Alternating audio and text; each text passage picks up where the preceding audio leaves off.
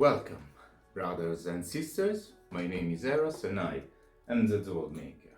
Today we will talk about the festivity of Beltane, but on a more advanced level. So, I am taking for granted that you watched the previous episode because all the correspondences will be there. Today's video will be shorter, as always, on a more advanced level because we will get really technical. So don't worry if you don't get everything on the first listening. To interpret this festivity on a more advanced level, we need to remember the image of the season. So the end fasting between the May Queen, divine feminine, and the Green Man, divine masculine. These representing a perfect pairing within the two, stabilized and matching vibration within the two, and of those involved in the relationship, the process, those around them, and the surrounding environment. So, of course, the work that I am suggesting for this festivity is the major or supreme ritual of the pentagram to reach a perfect rebalancing of the element within you, followed by an invoking of a planetary energy that you want to apply in the near future to yourself, your environment, matching energetic companions, and so on and so on. This is obviously discovered through the use of divination. Now, I am aware that the major ritual of the pentagram is not within everyone's reach. So a simplified version of this working may be applied through a standard banishing Saturn, truly made, constantly applied until this moment. This one is the most important because you will apply the banishing Saturn for a specific reason. And then you will follow the banishing Saturn with the same invoking as described in the working before. So, invoking the planetary energy that you want to apply on your near future. Just be completely sure that the elements within you and surrounding you are in perfect balance before applying the invoking that you want to do.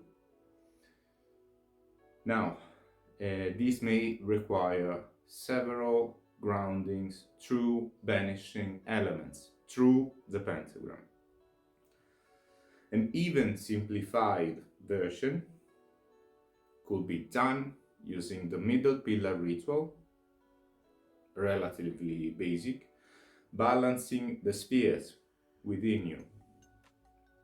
This middle pillar needs to be done inside an elemental circle, and how you trace an elemental circle only depends on your tradition. But you may want to use an actual elemental circle, so actually placing actual elements on the 4 quarters of the circle. Then you want to channel the energy that you have harvested on the season and that you harvested through the modified use of the middle pillar towards the version of yourself that you want to be. That is, of course, discovered through mind control. So this process is basically, if you want to reduce it to just a phrase, applying manifestation through visualization. Alchemically speaking, all you alchemists out there will forgive me, we are harvesting Mercury at this point. So you know that the quality and quantity of Mercury is equal to the quality of souls that you used in the beginning, in this case of the year, and the finesse of the process of refinement. Of course, Every alchemical process requires time and and it's directed toward personal evolution. So we can't really generalize. Even less is possible to generalize in a ceremonial approach to this festivity, because it's really hard to recommend for you to call forth someone specific using the thin veil that is allowed in this festivity. I will work, if I were you, in just a ceremonial approach with the gods or demons, whatever you prefer to call them, that you are more comfortable with, to get to know even better them, to observe their greatness using this extremely thin barrier that we got in this season. So to get even deeper on your usual workings with your patrons and your gods. Or on the opposite side, you may want to work with the other entities, gods, demons, patrons, those who are harder for you usually to contact, to get an easier process using the thin veil and avoid the fog of the calling forth, the typical fog of evocation, the fog of the mind. Now, if you're on a more pagan approach, either if you work with the runes or with the gods in these occasions, you have an easier time also through the veil, because an easier contact, a thinner veil gives you clarity, and you will want to use and work with the runes and the patrons that are easier to contact for you, to get to observe again the greatness and get in a deeper contact. Or again, on the opposite side of things, on an opposite view, you may want to work with the other ones to contact for you, because the thinner veil, you still have an hard time, but you got better conditions to work with. So it's on your preference what you want to work with, who you want to work with even. Of course, if you're pagan and on the more Seder side of things, if you are more Seder oriented, you got easier travels in Midgard and all around the three. So use this time for your travels. On a side note, keep in mind that to get an even easier time, you can do offerings to Heimdall to further get access to the 9 realms.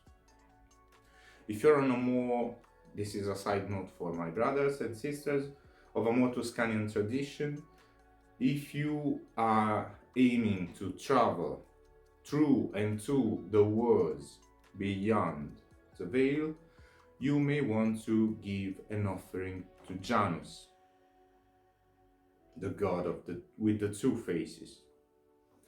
On the other side, if you're on a more Christian approach, you may want to work either with Saint Joseph the Worker to get stabilization and determination, of course, or Saint Peter, which is the holder of the keys of the spiritual realms on the Christianic traditions. But in all of these cases, always remember that evocation can and will be dangerous if you are not prepared and know etiquette and respect. So practice evocation always at your own risk. But with all of the previous working, prepare in this festivity offerings to please the surrounding spirits for best results, regardless of your tradition. Lastly, remember the image of the season, gentle, feminine, getting entwined with a wise masculine.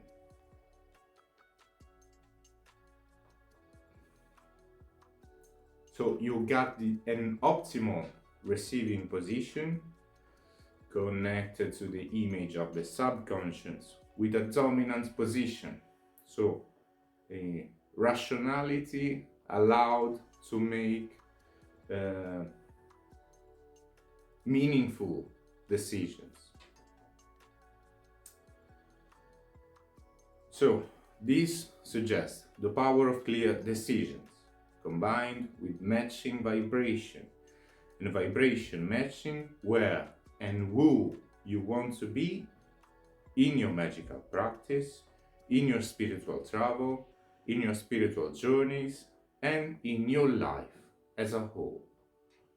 Now, I honor you if you got until here. I deeply thank you for your kind attention, and until the next video, may eternal light shine upon you.